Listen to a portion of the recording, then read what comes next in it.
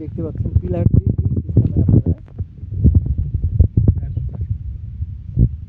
এটা দীর্ঘস্থায়ী পদ্ধতি।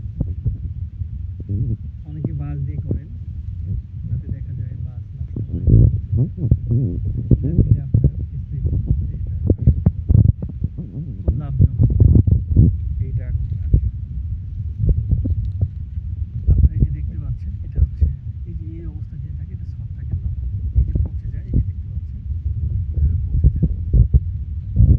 সেই জন্য আপনাকে স্প্রে দিতে হবে। এই যে দেখেন, এই যে পচন, এই যে সামান্য এই যে দেখেন পচন, এই দেখা যাচ্ছে এটা হচ্ছে ছত্রাকের সিমটম, এটা পুরো পচে যায়।